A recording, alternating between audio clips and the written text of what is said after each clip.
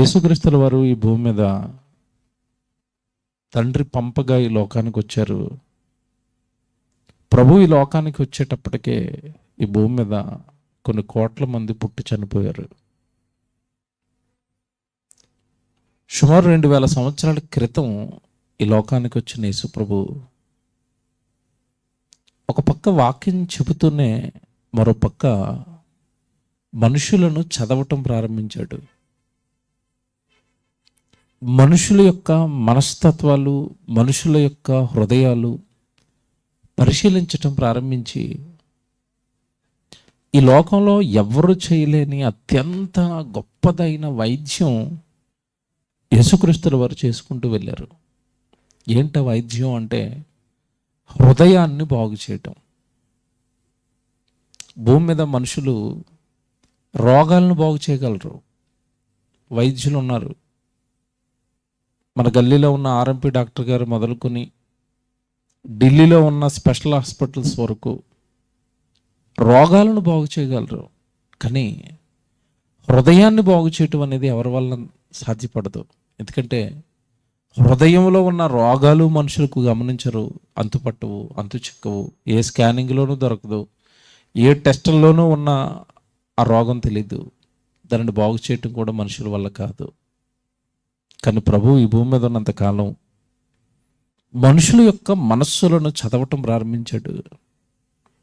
అలా చదువుతున్న టైంలో కొంతమంది ఆయనకి నచ్చారు, కొంతమంది ఆయనకు నచ్చలేదు. ప్రభుకు నచ్చలేదు చాలామంది.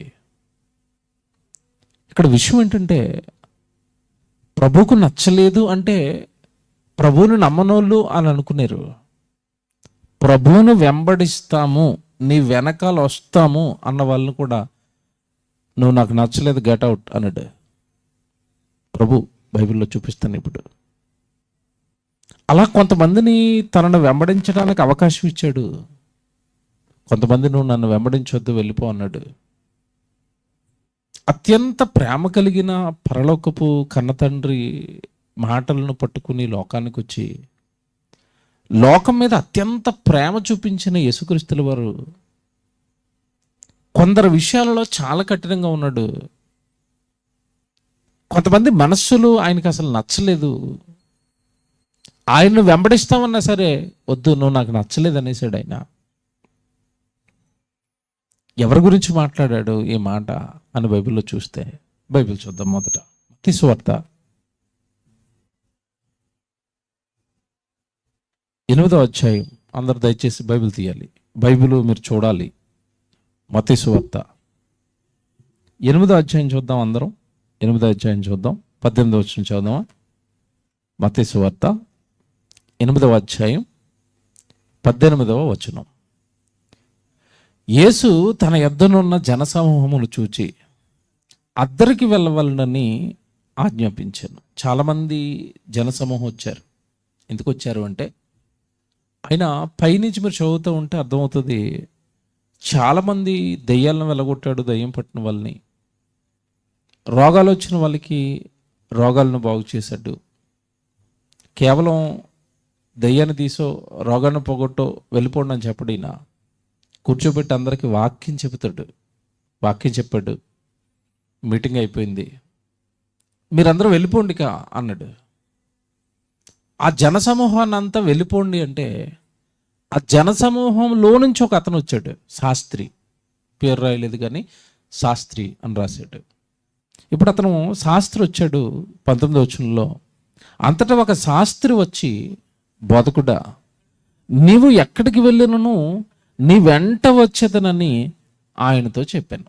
జాగ్రత్తగా వినండి. వచ్చి ఏమడుగుతున్నాడు? యేసుప్రభు దగ్గరికి వచ్చి ఏమడుగుతున్నాడు? నువ్వు ఎక్కడికి వెళ్ళినా సరే నువ్వు వెంట వస్తాను, నీతో పాటు శిష్యుడిగా ఉంటాను. నువ్వు తెల్లవారి ఏదో ఊరికి వెళ్ళిపోతావు కదా మీటింగ్కి, సువార్తకి, నేను నీ వెనకాల వస్తాను, నీతో పాటు వస్తాను అన్నట్టు. ప్రసంగం అంతా విన్న తర్వాత జనసమూహంలో ఇతను కూడా, శాస్త్రి కూడా ఉండి ప్రసంగం విన్నాడు. ప్రసంగం అంతా విన్న తర్వాత చక్కగా దేవుడు మాటలు వినేసిన తర్వాత అందరిని వెళ్ళిపోమన్నాడు. అందరూ వెళ్ళిపోవాలి, వెళ్ళిపోవడానికి సిద్ధపడుతున్నారు. అందులో ఒకతను మాత్రం వచ్చాడు, అతను శాస్త్రి వచ్చి అంటున్నాడు, నేను నీ వెనకాల వస్తాను, నిన్ను వెంబడిస్తాను అన్నట్టు. అందుకు యేసుప్రభు ఏమంటున్నాడు చూడండి, వస్తానన్న వ్యక్తితో ఏమంటున్నాడు చూడండి. మీకు అంతకు ముందు సందర్భాలు తెలిస్తే ఈయనే కోరుండి కొంతమంది దగ్గరికి వెళ్ళి నువ్వు రా నన్ను వెంబడించు అన్నాడా? పేతురు గారిని పిలుచుకున్నాడా? నన్ను వెంబడించు అని పిలుచుకున్నాడు. ఆంధ్రేయుని పిలుచుకున్నాడా? పిలుచుకున్నాడు. ఈయనే పిలిచాడు. ఇప్పుడు ఒక అతను ఈయన వెనకాల వస్తానని అతను అడుగుతున్నాడు, శాస్త్రి అడుగుతున్నాడు, నువ్వు వెనకాల వస్తాను, నీతో పాటు శిష్యుడిగా జాయిన్ అవుతాను అన్నాడు. ఇప్పుడు జాగ్రత్తగా వినండి ఏమంటున్నాడు. 20 వచనం. అందుకు యేసు, నక్కలకు బొరియలను ఆకాశ పక్షులకు నివాసములను కలవు, కానీ మనుష్య కుమారునికి తలవాల్చుకొనుటకైనను స్థలము లేదని అతనితో చెప్పాను. అసలు మీరు బాగా ఆలోచిస్తే అసలు వాడు అడుగుతున్నది ఏంటి, యేసుప్రభు వాడికి చెప్తున్న సమాధానం ఏంటి? ఏమడిగాడు చెప్పండి? ఏమడిగాడు? నువ్వు ఎక్కడికి వెళ్ళినా నీ వెనకాల వస్తాను అన్నాడు. ఈయన ఇచ్చిన ఆన్సర్ ఏంటి? నక్కలకు బొరియలు ఉన్నాయి, ఆకాశ పక్షుల గూళ్ళు ఉన్నాయి, మనుష్య కుమారుడు తలవాల్చుకొనుటకైనను స్థలము లేదు. సమాధానం మ్యాచ్ అవుతుందా, మ్యాచ్ అవ్వట్లేదా? మీరు ఆలోచించండి. ఇలాగ ఉంటుంది బైబిల్, ఇలాగ ఉంటాయి యేసుప్రభు డైలాగులు. ఆలోచించుకోవాలా.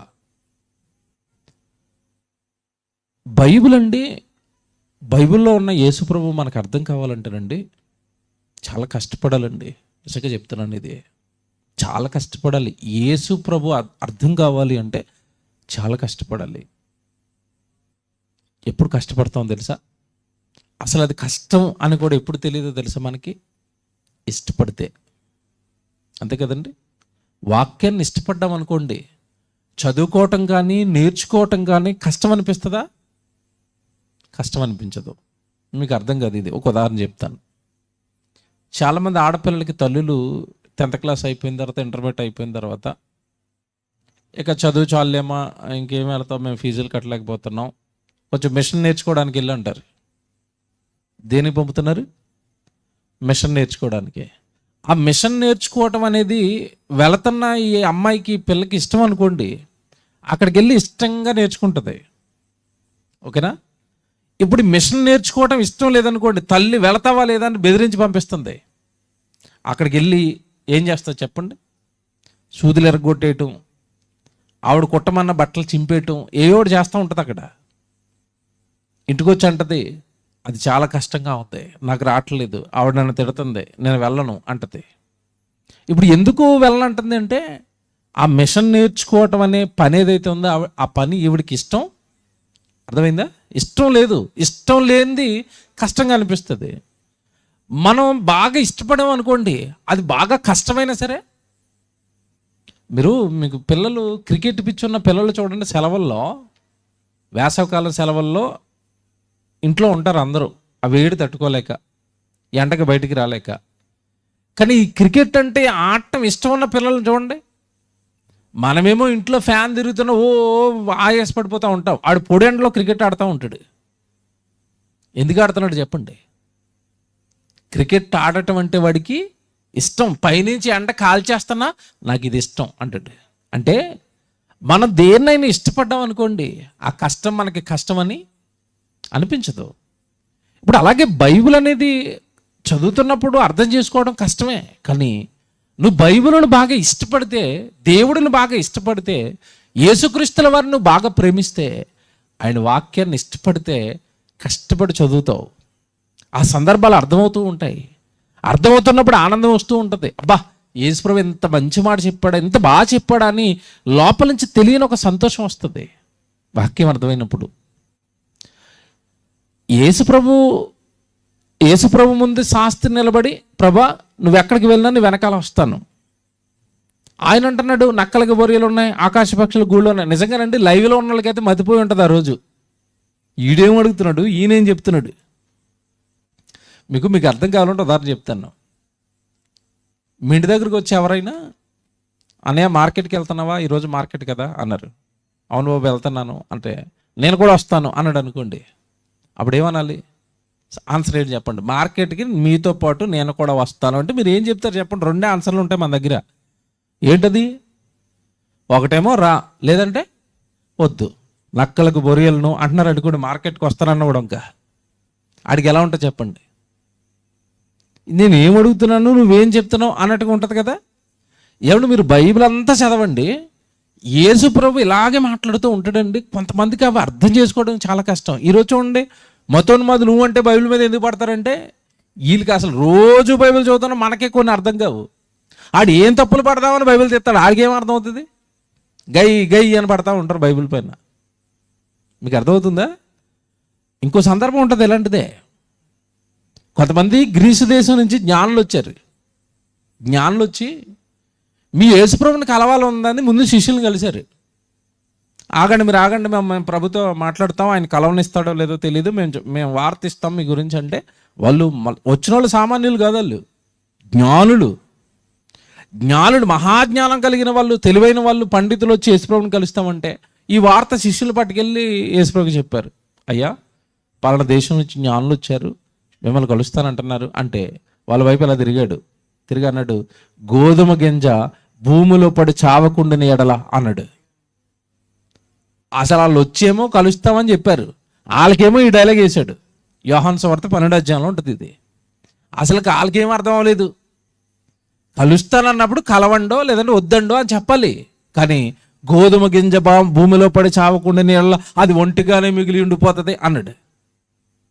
ఆయన ఏదో మాట్లాడుతున్నాడు మహానుభావుడు అని ఇష్టం లేదేమో అనుకుని వెళ్ళి, బాబు ఇప్పుడు కలవని అంటున్నాడు బాయేశ్వరం అని చెప్పారు వాళ్ళు. అంటే బైబిల్లో ఇలాంటి సందర్భాలు ఉంటాయి. కానీ మనం జాగ్రత్తగా వినాలి. మనం ప్రభు మాటలవి ఏదో ఉంటుంది అక్కడ, ఏదో చెప్తున్నాడు ఆయన అని మనం తీక్షణంగా పట్టుకోగలిగితేనండి మహాజ్ఞానాన్ని బయట పెడతాడండి. అమ్మ నాయన, ఇంత గొప్పగా ఆన్సర్ ఇచ్చాడా యేసుక్రీస్తుల వారు, ఇంత బాగా మాట్లాడా యేసుప్రభు అని మనం ఆశ్చర్యపోతాం. దేవుని పిల్లలారా, ఎప్పుడు కూడా యేసుప్రభు ముందుకు వచ్చి ఎవరు మాట్లాడినా అది ఆ రోజు లైవ్లో కానివ్వండి, ఈరోజు మనం ఆరాధనలో సన్నిధిలో కానివ్వండి, దేవుడితో మాట్లాడడానికి వస్తాం కదా, వస్తున్నాం.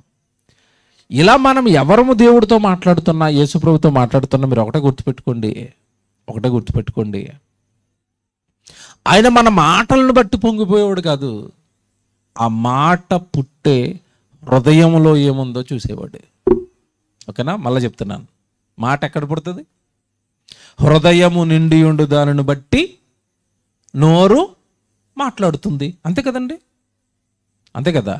మన హృదయంలో అవతలవాడి మీద ఇష్టం ఉందనుకోండి, మాటలు ఒకలా వస్తాయి. మన హృదయం అవతలవాడిని ఇష్టపట్టలేదు అనుకోండి, మాటలు ఎలా వస్తాయి? తేడాగా వస్తాయి, వేరుగా వస్తాయి. సింపుల్. మనకి ఇష్టమైన వాళ్ళు వస్తే పలకరింపు బాగుంటుంది, నవ్వు ఇలా పెద్దగా వస్తుంది. మనకిష్టం లేని వాళ్ళు వచ్చారనుకోండి, సగం నవ్వు, అరనవ్వు అంటారు అనమాట. నవ్వాలా వద్దన్నట్టు మధ్యలో నవ్వు వదిలేస్తారు. అంటే హృదయమే అన్నిటికీ కారణం. ఇప్పుడు యేసుక్రీస్తుల వారి దగ్గరికి వచ్చి, ప్రభా నువ్వెక్కడికి వెళ్ళినా నీ వెనకాల వచ్చేస్తానంటే, ఆగు బాబు అంటాడు ఆయన. ఆగు ఒకసారి స్టడీ. ఎందుకు తెలుసా? ఎవరు ఏం మాట్లాడుతున్నా యేసుక్రీస్తుల వారు ఈ మాట వెనకొన్న ఆంతర్యం ఏంటి అని ఆలోచిస్తాడు. అర్థమైందా? మళ్ళీ చెప్పనా? ప్రభుతో ఎవరొచ్చి ఏం మాట్లాడుతున్నా ఆ మాట వెనకాల ఉన్న ఆంతర్యం ఏంటని ఆలోచిస్తాడు. వీడు ఏ విషయంలో నాతో మాట్లాడుతున్నాడు, లేదా వీడు మాట్లాడుతున్న ఈ మాట వల్ల వీడు వెనకాల ఉద్దేశం ఏంటన్నది ఆలోచిస్తాడు. అందుకే దేవుడితో మాట్లాడేటప్పుడు మనం ఎలా మాట్లాడాలని బైబిల్ చెప్పింది మనకి. అనాలోచితముగా పలుకుటకు నువ్వేం చేయొద్దు, త్వరపడద్దు. నీకు ఇష్టం వచ్చింది మాట్లాడకు దేవుడి దగ్గర, నీకు ఇష్టం వచ్చింది మాట ఇచ్చేయకు దేవుడి దగ్గర. నీ నోట్లోకి ఏదో వస్తే అది మాట్లాడేకు. మాట భద్రం. యేసుప్రభుతో మాట్లాడేటప్పుడు, యేసుప్రభుతో ఏదైనా చెప్పేటప్పుడు చాలా జాగ్రత్తగా ఉండాలి. ఎందుకంటే ఆయన ఆ మాట వెనకున్న ఆంతర్యాన్ని పట్టేస్తాడు. అందుకే హృదయంలో ఒకటి పెట్టుకుని నోరు గనక మరొకటి మాట్లాడిందా, బైబిలు అలాంటి వాళ్ళందరికీ వేసిన పేరేంటంటే వేషధారి అంటాడు. అలాంటి వాళ్ళందరినీ ఏమంటుంది బైబిల్? వేషధారులు. మాట ఒకటి, హృదయంలో మరొకటి. నచ్చరు దేవుడికి.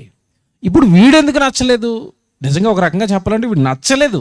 ఎందుకు నచ్చలేదు అంటే, ఒక రకంగా మీకు అక్కడ చెప్పాలి అంటే వాడిని నా వెనక నువ్వు రావద్దనే చెప్తున్నాడు, కానీ వాడికి అర్థమయ్యేటట్టుగా చెప్పాడు. ఎందుకు విషయం ఏంటి తెలుసా? చదువుకుంటున్న మనకు అర్థం కాదు, కానీ సమాధానం విన్నవాడు కరెక్ట్గా అర్థమైంది యేసుప్రభు ఏం చెప్పాడు. నిజం మీకు? ప్రభా నువ్వు ఎక్కడికి వెళ్ళినను నీ వెంట వస్తాను అన్నాడు. ఆ మాట ఒకటి, సౌండ్ ఒకటి, కానీ వాడు హృదయంలో ఇంకొకటి ఉంది. ఆ హృదయంలో ఉన్నది యేసుప్రభు చదివేసి కరెక్ట్గా వాడికి సరిపోయే ఆన్సర్ ఇచ్చాడు. ఆ ఆన్సర్ వాడికి సరిపోయింది, వాడికి అర్థమైంది. ఈరోజు కొంచెం లోతుగా ఆలోచిస్తే కానీ మనకు అర్థం కాదు. యేసుప్రభు ఏం చేస్తాడో, ఒక వ్యక్తి హృదయాన్ని ఎలా చదువుతాడో ఓ మాట చూపిస్తాను. యోహాను సువార్త 2వ అధ్యాయం 24వ వచనం చూడండి బైబిల్లో. యోహాను సువార్త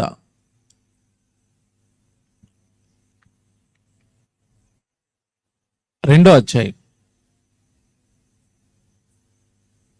24వ వచనమే.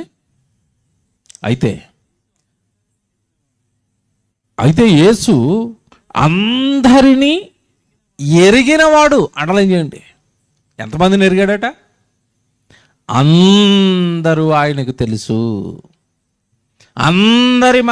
అందరిని ఎరిగినవాడు అంటే అర్థం ఏంటంటే అందరి మనస్సులను ఎరిగినవాడు, అందరి హృదయాలను ఎరిగినవాడు, అందరి హృదయాలలో ఏముందో తెలుసుకునేవాడు, పసిగట్టేవాడు.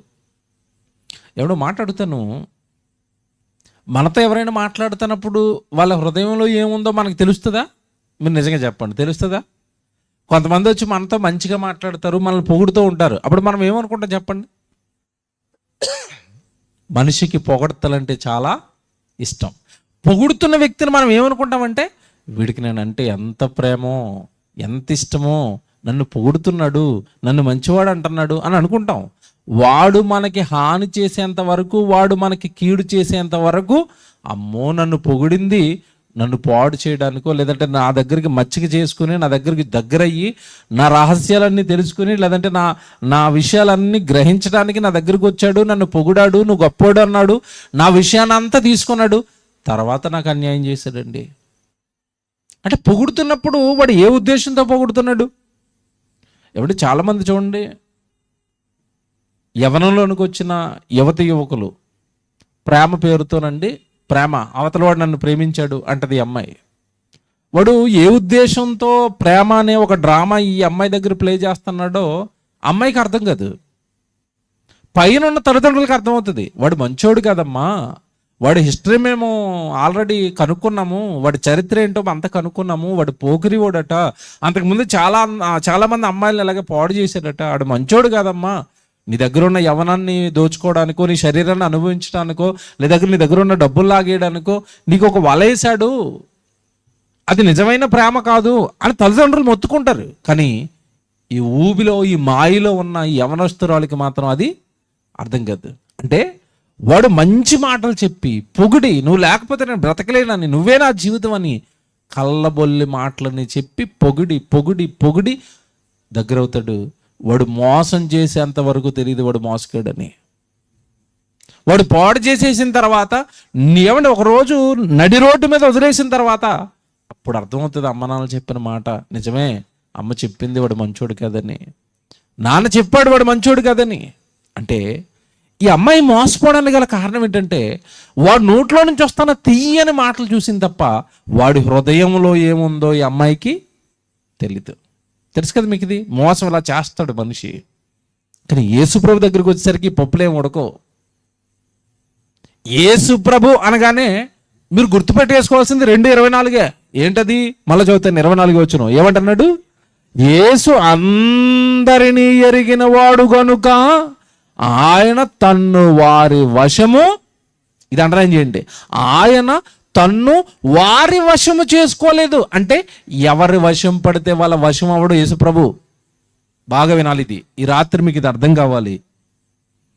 అందరూ అనుకుంటున్నారు యేసుప్రభు నన్ను ప్రేమిస్తున్నాడని అనుకుంటున్నారేమో. బైబిలు లేఖనం ఏం చెప్తుందంటే ఆయన ఎవరి వశము పడితే వారి వశము కాడు. ఆయన అందరి వశము కాడు. ఆయనను వశపరుచుకోవాలి అంటే, ఆయన నీ మీద ప్రేమ చూపించాలి అంటే, నీ మీద ఆయన కృప ఉండాలి అంటే, నీ స్వభావం బాగుండాలి. ఇక్కడ చేపట్టండి, ఆయన తనని అందరి వశం చేసుకోడు. కొందరిని ప్రేమిస్తాడు, కొందరిని కావాలి అంటాడు, కొందరి హృదయాలను స్కాన్ చేసి వెంటనే నువ్వు నాకు వద్దు అంటాడు. మనం ఏ జాబితాలో ఉంటామో ప్రభువుని నమ్మిన తర్వాత మనం ఆలోచించుకోవాలి. ఎందుకంటే అక్కడ మత్తయి సువార్త మీరు చదువుతున్న భాగానికి వస్తారా, ఇక్కడ చేయి పెట్టరండి. అందరి వశం కాడంటే కాడు, అలాగని అందరినీ వద్దంటాడంటే అలాగని కాదు.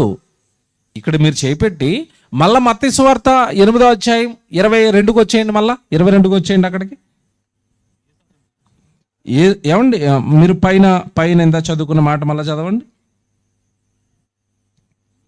అందుకు యేసు, నక్కలకు బొరియలను ఆకాశ పక్షులకు నివాసములను కలవు, కానీ మనుష్య కుమారుడు తలవాల్చుకొనుటకైనను స్థలము లేదని అతనితో చెప్పెను. 21 శిష్యులలో మరి ఒకడు ప్రభువా, నేను మొదట వెళ్ళి నా తండ్రిని పాత పెట్టుటకు నాకు సెలవిమ్మని ఆయనను అడుగుగా. అంటే ఆల్రెడీ ఆయన దగ్గర ఉన్న శిష్యులలో ఒక శిష్యుడు, ప్రభువా నాకు కొంచెం లీవ్ కావాలి, మీరు నాకు సెలవు ఇవ్వాలి. ఎందుకు సెలవు ఇవ్వాలి అంటే, నన్ను కన్న నా తండ్రి, మా తండ్రి గారు చనిపోయారు, ఆయన సమాధి చేసి వస్తాను, మీరు నాకు సెలవు ఇవ్వండి, నాకు సెలవు ఇప్పించండి అన్నాడు. ఇప్పుడు చూడండి అక్కడ ఏమంటున్నాడు, సెలవు ఇమ్మని అడగగా యేసు అతనిని చూచి నన్ను వెంబడించుము అన్నాడా అంటున్నాడు. అంటే ఇప్పుడు యేసు ప్రభు దగ్గరికి 2 వ్యక్తులు వచ్చారు.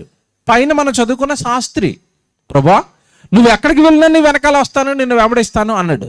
వాడితోనేమో ఇదిగో నాకు ఆకాశ పక్షులకు గూళ్ళు ఉన్నాయి, నక్కలకు బొరియలు ఉన్నాయి, మనుష్య కుమారుడు తలవాల్చుకున్నట్టు స్థలం లేదని వాడితో చెప్పాను. అంటే ఇండైరెక్ట్గా ఏం చెప్పాడంటే, నువ్వు నాతో పాటు రావద్దు అన్నాడు. ఆ శిష్యులలో ఉన్న ఒకడు, ప్రభు నిన్ను విడిచి నాకు పని ఉంది, లోకంలోకి వెళతాను, సెలవు అంటే, నీకు సెలవు లేదు, నువ్వు వచ్చి నన్ను ఏం చేయాలంటున్నాడు, వెంబడించి అన్నాడు. ఒకనేమో పొండి అన్నాడు, ఒక అతనేమో పోవడానికి కుదరదు అంటున్నాడు. మీరు బాగా ఆలోచించాలి ఇది. ఒక అతన్నేమో నువ్వు పోరా వద్దు, నా వెనకాల నన్ను వెంబడించడానికి వద్దు అన్నాడు. ఒక అతను వెళతానంటే నీకు సెలవు లేదు, నువ్వు నా వెనకాల ఉండాలి అంటున్నాడు. ఇది ఆలోచించాలి. అంటే ఇప్పుడు మీరు చదువుకున్న యోహాను సువార్త చదవండి. ఆయన అందరి హృదయములను ఎరిగినవాడు కనుక ఆయన తన అందరి వశము చేసుకోలేదు. యేసు ప్రభు ఎవరికి పడితే వాళ్ళు దొరకడండి. మళ్ళీ చెప్తున్నాను, యేసు ప్రభు దొరకటం అంత ఈజీ కాదు. యేసు ప్రభు అర్థం కావటం అంత ఈజీ కాదు. యేసు ప్రభు తోడుగా ఉండటం అంత ఈజీ కాదు. యేసు ప్రభు తన మనసులో ఉన్న వాక్యానంతా మీ ముందు పోయటం అదేమి చిన్న విషయం కాదండి. ఇది అందరికీ దక్కే భాగ్యం కాదు. ఆ భాగ్యంలో మనం ఉండడానికి ప్రయత్నించాలి అంటే మన హృదయము ఆయన కోరుకున్న వాక్యానుసారమైన హృదయం అయి ఉండాలి. అప్పుడు ఆయన నీ వశం అవుతాడు. నీకు చక్కగా బైబిల్ నేర్పిస్తాడు. నీకు చక్కగా బైబిల్లో ఉన్న వచనాలన్నీ అర్థం చేయిస్తాడు. ఇంకా చెప్పాలి అంటే, నువ్వు పరలోకం వెళ్ళడానికి నీకు అవసరమైన బైబిల్ జ్ఞానం అంతా నీకు అందించి నిన్ను పరలోకానికి సిద్ధం చేస్తాడు. నువ్వు ఆయనకి నచ్చినప్పుడు, మళ్ళీ చెప్తున్నాను, నువ్వు ఆయనకి నచ్చినప్పుడు,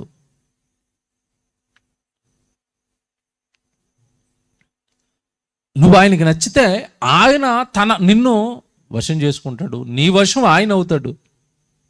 నీకు తెలియవలసినవన్నీ చెప్తాడు. 24 చదువుదాం. యోహాను సువార్త 2వ అధ్యాయం 24 అయితే యేసు అందరిని ఎరిగిన వాడు గనుక తన్ను వారి వశము చేసుకొనలేదు, ఆయన మనుషుని ఆంతర్యమును ఎరిగిన వాడు. అండర్లైన్ చేయండి. ఏం ఎరుగుతాడంట? మనుషుని యొక్క ఆంతర్యం. చూసారా, ఇందానికి నేను మొత్తుకున్నది అదే. మన ఎదురుగా ఉన్న మనుషుల ఆంతర్యంలో ఏముందో మనకి తెలీదు. ఏమంటే లేటెస్ట్గా ఒక న్యూస్ చూసారో లేదో మీరు? నేను ఆశ్చర్యపోయానండి న్యూస్. ఏమని రోజు రోజుకి సమాజం మరి ఎంత దారుణమైన సమాజం ఏంటో అర్థం కావట్లేదండి. మీరు 4 రోజుల నుంచి వార్తలు చూస్తుంటే ఒకటే వార్త పెద్దగా మీకు న్యూస్లో వేస్తున్నారు, మీరు చూసుంటారు. వివాహం అయింది ఇద్దరికి, భార్య భర్త. వివాహం అయిన తర్వాత మరి డబ్బున్న వాళ్ళు హనీమూన్కి వెళ్తారు కదండి. వీళ్ళిద్దరిని హనీమూన్కి పంపించారండి. హనీమూన్కి వెళ్ళారు భార్య భర్త. హనీమూన్కి వెళ్ళిన తర్వాత కొద్ది రోజులకి ఇద్దరు ఫోన్లు పనిచేయట్లేదు, స్విచ్ ఆఫ్ అయిపోయినాయి. మిస్ అయిపోయారు ఇద్దరు మిస్ అయిపోయిన తర్వాత కొద్ది రోజులకండి భర్త పురుషుడు చచ్చిపోయాడు, శవం అయితే వెళ్ళాడు. అమ్మగారు మాత్రం బాగానే ఉంది. ఈవిడ అంటుంది, నాకేం తెలియదు, మమ్మల్ని కిడ్నాప్ చేశారు, అతను చంపేశారు అంటుంది పోలీసు వాళ్ళు పట్టుకున్న తర్వాత. ఎందుకైనా మంచిది, డౌట్ వచ్చి పోలీసు వాళ్ళు ఎంక్వైరీ చేశారండి.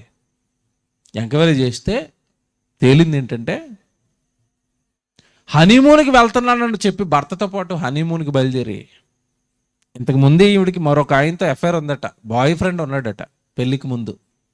ఆయన కూడా రమ్మని కౌరు పెట్టింది అక్కడికి. వీళ్ళిద్దరే హనీమూన్కి వెళ్తున్నాడని ఈ అమాయకుడు బయలుదేరాడు. ఎవరు? భర్తతో పాటు ఇంకొక ఆయన తెచ్చుకుంది ఆవిడ హనీమూన్కి. ఆ హనీమూన్కి వెళ్ళండి, అక్కడ ప్లాన్ చేసి భర్తను చంపించేసింది.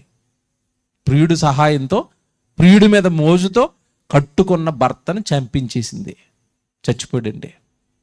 ఇప్పుడు నేను ఏమడుగుతున్నాను తెలుసా, బయలుదేరుతున్నప్పుడు బట్టలు సర్దుకుంటుంటే మనం ఇద్దరు హనీమూన్కి వెళ్తున్నామంటే ఈ అమాయకుడు ఏమనుకున్నాడు, మేమిద్దరం సంతోషంగా ఆనందంగా గడపడానికి వెళ్తున్నాం అని అనుకున్నాడు తప్ప, ఈవిడ హృదయంలో ఇంత పెద్ద కుట్ర ఉందని, ఈవిడ నన్ను చంపేయడానికి ఇంకొక అతను రప్పిస్తుందని, ఇది అంత ఆంతర్యం ఏమైనా భర్తకు తెలుస్తుందండి? తెలిస్తే వెళతాడా? మీరు చెప్పండి. తెలిస్తే వెళ్తాడండి? వెళ్ళడండి. అంటే మనుషులకున్న బలహీనత ఏంటంటే, లేదా మనుషులకున్న ఏమంటే మనం ఆగిపోయింది ఎక్కడంటే, మనుషుడి యొక్క మాటలు తప్ప ఆ మాటలు పుడుతున్న మాటల వెనకాల హృదయంలో ఉన్న ఆంతర్యం ఏవి మనకి తెలీదు. కానీ యేసుప్రభు గురించి రాయబడిన మాట ఏంటట, ఆయన మాట్లాడుతున్నప్పుడట ఎంత బాగుంది చూసారా మాట చదువునన్నది. ఆయన అందరినీ ఎరిగిన వాడు కనుక ఆయన తన్ను వారి వశము చేసుకోనలేదు, కానీ మనుషుని ఆంతర్యమును ఎరిగినవాడు కనుక ఎవడును మనుషులను గూర్చి ఆయనకు సాక్ష్యమియ్యనక్కరలేదు. ఇతను మంచోడండి, ఇతను చెడ్డోడండి అని దేవుడి దగ్గర మనం సాక్ష్యాలు చెప్పాల్సిన అవసరం లేదట. ఆయనకి మొత్తం తెలుసు. మనం మనుషుల గురించి అప్పుడప్పుడు ఒక వ్యక్తిని మరొక వ్యక్తికి పరిచయం చేస్తూ ఈ తమ్ముడు చాలా మంచోడని అంటాం. అవతలోడు మన మాటను బట్టి నమ్ముతాడు. కానీ యేసుప్రభు దగ్గరికి ఇలాంటి అవసరం లేదు. ఎందుకు? ఆల్రెడీ మన బయోడేటాలన్నీ, స్టోరీలన్నీ ఆయన దగ్గరే ఉంటాయి. మంచోడు అని చెప్తుంటే చాలేరా నాకు తెలిసాడు సంగతిని వెళ్ళి పక్క అంటాడు. మనుషుల యొక్క ఆంతర్యం, మనుషుల యొక్క హృదయాలను ఎరిగిన వాడు యేసుక్రీస్తుల వారు. అంతే కదండి. ఇప్పుడు మనం ప్రభు దగ్గరకు వచ్చి ప్రార్థన చేస్తున్నప్పుడు మనం ఏమనుకుంటామంటే, మనం ఏమడుగుతున్న దేవుణ్ణి, అబ్బా నేను చాలా భక్తిలో ఉన్నాను, చాలా మంచి ప్రార్థన చేశాను, చాలా బాగున్నాను నేను అని మనం అనుకుంటాం. అసలు మనం బాగున్నామో లేదో ఎవరికి తెలుస్తుంది? దేవుడికి. కొంతమంది మాటలను బట్టి చాలా మంచోళ్ళండి, చాలా భక్తిగా ఉంటున్నారండి అని అనుకుంటాం. అసలు వాళ్ళు భక్తిగా ఉన్నారో లేదో, వాళ్ళు మంచోళ్ళో కాదు మనకి తెలియదు. ఎవరికి తెలుస్తుంది? యేసుప్రభువుకు తెలుస్తుంది. అంటే ఇక్కడ మీకు చెప్పొచ్చేది ఒకటే, నేను దేవుడిని స్పెషల్గా యేసుక్రీస్తుల వారిని మాటలతో మెప్పించటం అవదు. మాటలను బట్టి పొంగిపోయేవాడు కాదు. ఆయన చెబుతున్న వాక్యానికి నీ హృదయం వంగుతుందో లేదో చూస్తాడు. ఆయన చెబుతున్న వాక్యానికి నీ హృదయం స్పందిస్తుందో లేదో చూస్తాడు. నువ్వు ఇలా ఉండాలి అని దేవుడు చెప్పిన తర్వాత ఆ మాట వచ్చి నీ హృదయాన్ని తాకుతున్నప్పుడు, నిజమేనండి ప్రభు చెప్పాడండి నేను మారిపోవాలండి అని మార్చుకోవడానికి ప్రయత్నిస్తున్నావా? లేదంటే ఆయన అలాగే ఉంటాడు నేను ఇలాగే ఉంటానని దేవుడు మార్చుకోమన్నవి ఏవైనా నువ్వు మార్చుకోకుండా హృదయాన్ని అలాగే ఉంచుకుంటున్నావా? ఇది గమనిస్తూ ఉంటాడు ఎప్పుడు నీ విషయంలో. నువ్వు మారుతున్నావా లేదా? ఏమంటే చాలామంది అండి, నా సేవా జీవితంలో నేను చూసిన చాలా మందిలో నేను గమనించిందండి, వాళ్ళు ఎంతకాలం ఉన్నా ప్రభువుకి వాళ్ళు ఏ తప్పు చేస్తున్నారో, ఏ విషయంలో ప్రభువుకి విరుద్ధంగా ఉంటున్నారో ఏమంటే ఆ దైవజనుడికి తెలుసు. మంచి ప్రసంగాలు చెప్పిస్తాడు, వాళ్ళు మారాలని కోరుకుంటాడు. కానీ కొంతమంది జీవితాలు చూస్తారంటే, వాళ్ళు ఎన్ని సంవత్సరాలు ప్రభు దగ్గరికి వచ్చినా ఆ దేవుడికి నచ్చని ఆ పని ఏదైతే ఉంటుందో, దేవుడికి నచ్చని ఆ పాపం ఏదైతే ఉంటుందో, వాళ్ళకి ఎన్ని ప్రసంగాలు చెప్పినా పాపాన్ని విడిచిపెట్టరండి. అంటే వాళ్ళ హృదయం కఠినమైపోయింది, వాళ్ళ హృదయం బండమారిపోయింది, వాళ్ళ హృదయం దేవుని వాక్యానికి స్పందించని హృదయంగా మారిపోయింది. మనుషులు ఎలా తయారైపోయారంటే, ఒకప్పుడు వాటర్ ప్రూఫ్ వాచ్లను వచ్చేవి, తెలుసా మీకు? వాటర్ ప్రూఫ్ వాచ్ అంటే నీళ్ళల్లో వేసినా కూడా అదేమీ కాదు. ఈ మధ్యకాలంలో వాటర్ ప్రూఫ్ సెల్ ఫోన్స్ వస్తున్నాయి. శాంసంగ్ కంపెనీలోనూ యాపిల్ కంపెనీలోనూ తయారు చేశాడు. వాడు నీటిలో వేసి చూపిస్తాడు ఫోను, ఇది వాటర్ ప్రూఫ్ అండి, మీరు జేబులో పెట్టుకుని వర్షంలోకి వెళ్ళి తడిసిపోయినా ఏం కాదంటాడు. అంటే వాటర్ అనేది లోపలికి వెళ్ళదు. దేని లోపలికి? సెల్ ఫోన్ లోపలికి వెళ్ళదు, అప్పుడు సెల్ ఫోన్ పాడవకుండా ఉంటుంది. అలాగే వాచ్ లోపలికి వాటర్ వెళ్ళదు, అప్పుడు వాచ్ పాడవకుండా ఉంటుంది. Water proof watch, water proof cell phone. మనుషులు ఎలా ఉన్నారు తెలిసి ఈ మధ్యకాలంలో? అవి వాటర్ ప్రూఫ్, మన వాళ్ళందరూ వాక్యూమ్ ప్రూఫ్. అంటే అర్థం ఏంటి? నువ్వు ఎంత గొంతె తరచు, ఎన్ని సభలకు వెళ్ళు, ఎన్ని ఆరాధనకి వెళ్ళు, మా లోపలికి మాత్రం వాక్యము వెళ్ళదు. షీల్డ్, పెద్ద షీల్డ్ వేసాం హృదయానికి, వాక్యం మాత్రం లోపలికి వెళ్ళదు. వాక్యం ప్రూఫ్ అనమాట మేము. నువ్వు ఎంత ప్రసంగాలన్నీ చేసుకోవాయి, మేము ఇలాగే ఉంటాం. మా పాపాలు ఇంతే, మా నేరాలు ఇంతే, మా జీవితాలు ఇంతే, మా బూతులు ఇంతే, మా త్రాగుబోతులు విందులు మా విందులే, మేము చేసే పాపాలు మా పాపాలే, మా నేరాలు మా నేరాలే. నువ్వు ఎన్ని ప్రసంగాలు చేసుకో, యేసుప్రభు రేపు వచ్చేస్తున్నాడు అని చెప్పు, మేము మారం.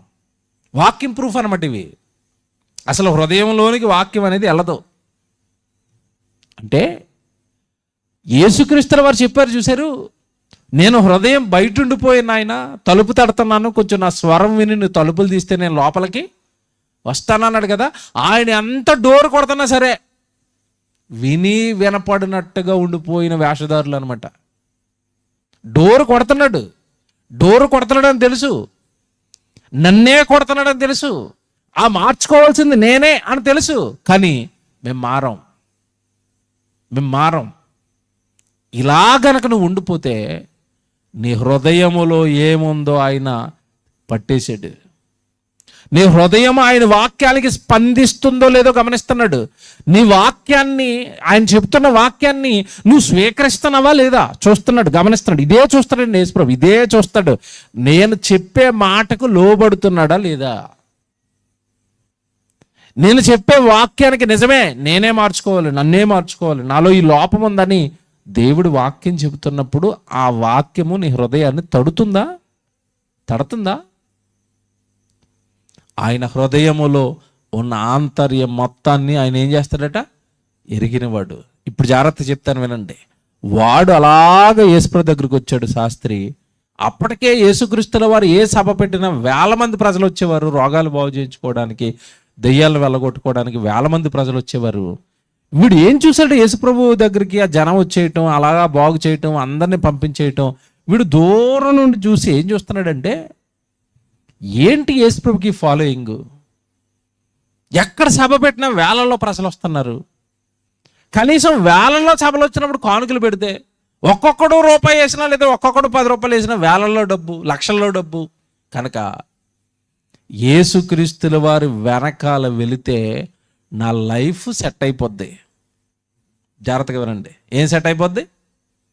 నా లైఫ్ సెట్ అయిపోద్ది. భూములు కొనుక్కోవచ్చు, ఇల్లులు కొనుక్కోవచ్చు, ఆస్తులు కొనుక్కోవచ్చు.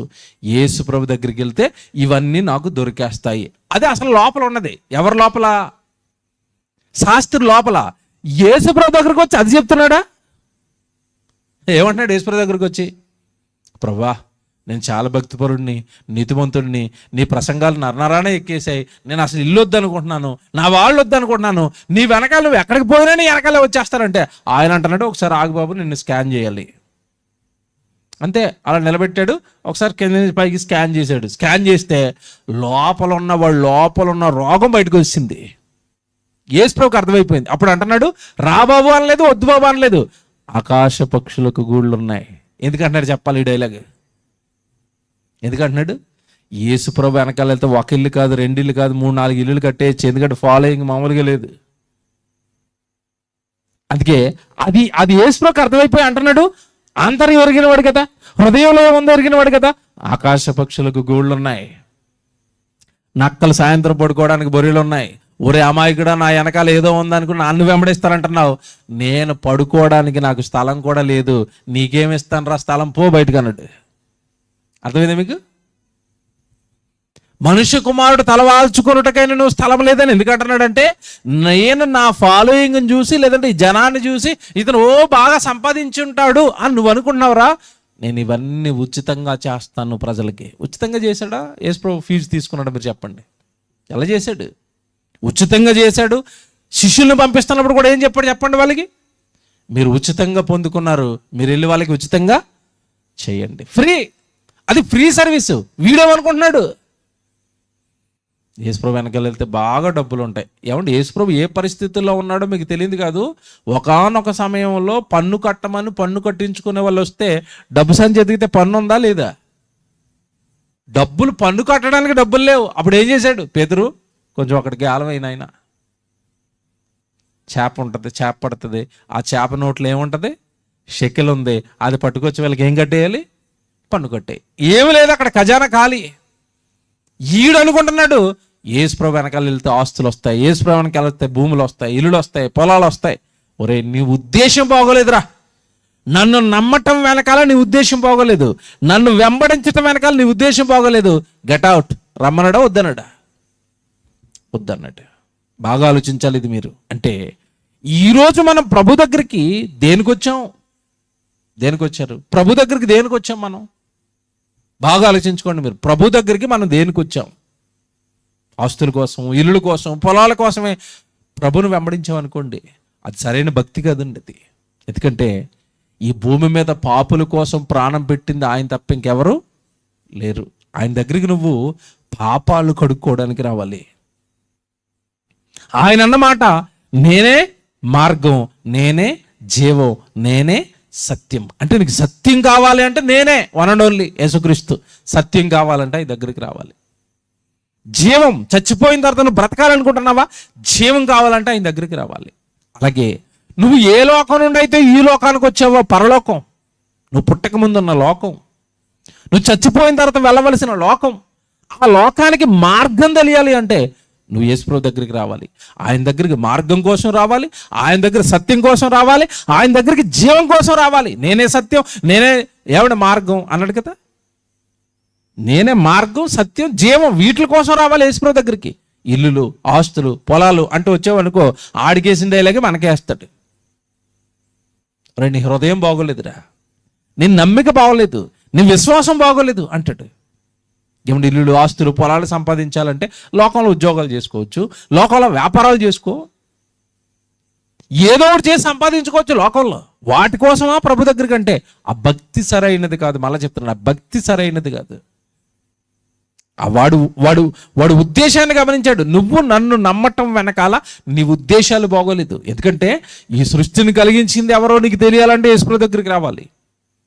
ఈ పాపాలు పోగొట్టుకోవాలంటే యేసుప్రభు దగ్గరికి రావాలి. చచ్చిపోయిన తర్వాత బ్రతకాలంటే యేసుప్రభు దగ్గరికి రావాలి.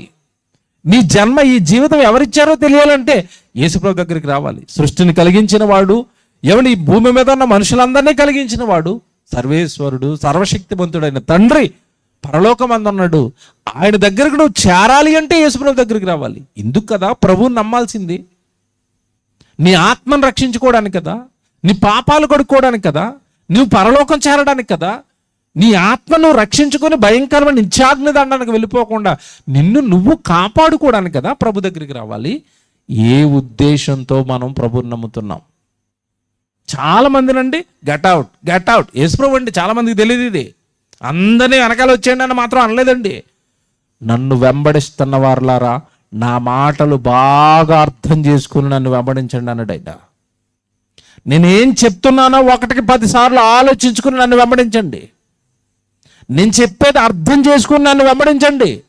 60-70 ఏళ్ళ ఈ మట్టి శరీరానికి కావలసిన వాటి కోసమా ప్రభుని నమ్ముతున్నాం ఈరోజు అండి. 60-70 ఏళ్ళ తర్వాత ఇల్లులు అంట, పొలాలంట, ఆస్తులు అంట అన్నీ ఎక్కడే ఉంటే మనం వెళ్ళిపోయి పడుకుంటాం. ఎక్కడ? శ్మశానంలో. పోయి వెళ్ళేటప్పుడు ఏమైనా ఒంటరిగా ఏమన్నా నువ్వు వెళ్ళిపోతానా కదా, నీతో పాటు ఒక 10 కేజీలు బంగారం పంపించంటారా, చాలా కష్టపడి సంపాదించుకున్నాడని నీతో పాటు శవంలో ఏమైనా ఒక 5 కేజీలు బంగారం వేసి పంపిస్తారా? ఎవడ ఆడపిల్లలకి బ్రతికుండగా బంగారం అంటే పిచ్చండి. చెవిలీలు బంగారం, ముక్కులో బంగారం, గాజులు బంగారం, మెడలో బంగారం, ఏమంటే ఉంగరాలు బంగారం, బంగారం బంగారం బంగారం. తెల్లారు లేస్తే న్యూస్ వాడు కూడా వీళ్ళని టార్గెట్ చేసి బంగారం పెరిగింది, బంగారం తగ్గింది, ఇదే వార్త ఆడికి కూడా. ఏమంటే మీరు బాగా ఆలోచిస్తే ఇంత ఇష్టపడి బంగారం పైన పెట్టుకున్నారు కదండి. మీరు చనిపోయేటప్పుడు వెళ్ళిపోయి ఏ స్త్రీమూర్తినైనా మీరు చూడండి, ఎంత డబ్బున్నాడైనా చెవుల నిండా బంగారం, ముక్కు నిండా బంగారం, చేతికి బాగా బంగారం ఉంగరాలు పెట్టి, ఏమంటే 7 వారాల నగలు మెడలో వేసేసి, మా అమ్మకి అదంటే చాలా ఇష్టం అండి పంపించండి వాటితోనే అంటారండి. ఎవరైనా పంపించాడండి బంగారంతో? శ్మశానంలోకి ఎవరైనా పంపించారా? పంపరు. వీటితో పంపరు. కానీ మా అమ్మకి చికెన్ అంటే ఇష్టమని పాచిపోయిన చికెన్ మాత్రం వండుకొచ్చి పెడతాడు అక్కడ. బంగారం కూడా ఇష్టమే, ఎందుకు ఇవ్వలేదు బంగారం అంటే, అమ్మ బాబాయ్ బంగారం ఎలాగ ఇచ్చేస్తామండి, కాస్ట్లీ కదా, ఖరీదు కదా. అంటే మనం ఇష్టపడినవేవి మనతో పాటు రావు, వాటి కోసం బ్రతుకుతున్నావు లోకంలో. ఇల్లులు అంటావు, పొలాలు అంటావు, ఆస్తులు అంటావు, ఏమంటే ఏవి రావు కదా. వాడికి తెలియదు ఆ సత్యం. పాపం, ఒరే నువ్వు నా ప్రసంగాలు సరిగా వినలేదు, నన్ను ఎందుకు వెంబడించాలో నీకు అర్థం కాలేదు, ఇల్లుల కోసం ఆస్తుల కోసం నా వెనకాల వస్తానంటున్నావు కదా, నీ మనసు నాకు నచ్చలేదు, గెట్ అవుట్ అన్నాడు. అంతే, పో, నా వెనకాల రావద్దు. నా శిష్యులలో శిష్యుడిగా జాయిన్ అయ్యే అవకాశం నేను నీకు ఇవ్వట్లేదు, వెళ్ళిపో అన్నట్టు. ఆయన దగ్గర ఉన్న శిష్యుడు బయటికి వెళ్తానంటే, లేదు నాయన నీకు సెలవు లేదు, మనకు సువార్త ఉందని నా వెనకాల వచ్చే అన్నట్టు. మీరు ఆలోచించుకోవాలా. అంటే యేసుక్రీస్తుల వారిని అర్థం చేసుకునే యేసుక్రీస్తుల వారిని మనం వెంబడిస్తున్నామా? బాగా ఆలోచించుకోండి మీరు. యేసుప్రభుని ఎందుకు నమ్మాలో తెలుసుకునే యేసుప్రభుని నమ్మారా? యేసుప్రభుని ఎందుకు వెంబడించాలో తెలుసుకునే యేసుప్రభుని వెంబడిస్తున్నామా? యేసుప్రభు మనకి ఏమాత్రం అర్థమయ్యాడు? ఆత్మ విషయమై దీనులైన వారు ధన్యులు, పరలోక రాజ్యము వారిది. ఈ ఈ ఈ పదంతో లేదా ఈ మాటతో ఆయన భూమి మీద ప్రసంగం ప్రారంభించాడు. ఆత్మ పరలోకం, ఆత్మ పరలోకం. 60-70 ఏళ్ల ఈ మట్టి శరీరం గురించి ఆయన పలికిన మాట్లాడు తెలుసా? ఆత్మయే జీవింపజేయుచున్నది, శరీరము కేవలము నిష్ప్రయోజనం. మట్టిలో నుండి పుట్టింది మట్టిలోనికి వెళ్ళిపోతుంది. దేవుడి దగ్గర నుంచి వచ్చిన ఆత్మ దేవుడి దగ్గరికి తిరిగి మరలా వెళ్ళాలి. ఇన్ని మంచి మాటలు ఉన్నాయి. మనం పరదేశులు అన్నాడు, యాత్రికులు అన్నాడు. ఈ మాటలన్నీ మనుషులు మర్చిపోయారా? నా ప్రయాణం ముగిసిపోయిన తర్వాత, లేదా నా యాత్ర ముగిసిపోయిన తర్వాత ఈ మట్టి శరీరాన్ని భూమి మీద వదిలేసి ఆత్మగానే నా తండ్రి దగ్గరికి వెళ్ళిపోవాలి కదా. ఇది మర్చిపోయాడా మనిషి? ఇది మర్చిపోయి మర్డర్లు చేస్తున్నాడు, ఇది మర్చిపోయి దొంగతనాలు చేస్తున్నాడు, ఇది మర్చిపోయే వ్యభిచారం చేస్తున్నాడు, ఇది మర్చిపోయే బానిసత్వం, మందుకు బానిస అయిపోయాడు, గుట్కాలకు బానిస అయిపోయాడు, మద్యానికి బానిస అయిపోయాడు.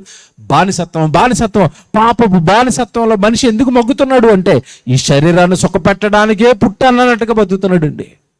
శరీరాన్ని వదిలేస్తావయ్యా, నువ్వు బయటకు వస్తావయ్యా, ఆత్మగా వెళ్ళిపోద్దది నిత్యాగ్ని దండనకు. దానిని రక్షించగలిగిన ఏకైక శక్తి యేసుక్రీస్తుల వారు మాత్రమే. ఆయన్ను నువ్వు కరెక్ట్గా అర్థం చేసుకుని నమ్మాలి. ఆయన ఎందుకు వచ్చాడో ఈ భూమి మీదకి నీకు తెలియాలి. ఆయన్ను ఎలాంటి వాటి కోసం నమ్మాలో నీకు తెలియాలి. చెప్తాను, బైబిల్లో చూపిస్తాను. ఇప్పుడు యోహాను సువార్త 6వ అధ్యాయానికి రండి. ఇక్కడ ఒక సమూహం అండి యేసుక్రీస్తుల వారు వెనకాల అలాగ వచ్చేస్తుంటే వాళ్ళు ఏమంటున్నాడు చూడండి. యేసు ప్రభు వెనకాల వస్తున్న కొన్ని వేల మందిని ఏమన్నాడు తెలుసండి? యోహాను సువార్త 6వ అధ్యాయం 22 చూడండి, 22వ వచనం. యోహాను సువార్త 6వ అధ్యాయం 22వ వచనం. మరునాడు సముద్రపుట అద్దరిని నిలిచి ఉన్న జనసమూహం వచ్చి చూడగా ఒక చిన్న దోణి తప్ప అక్కడ మరి ఒకటి ఏదీ లేదని యేసు తన శిష్యులతో కూడా దోణి ఎక్కలేదు, కానీ తన శిష్యులు మాత్రమే వెళ్ళారని తెలుసుకునేది.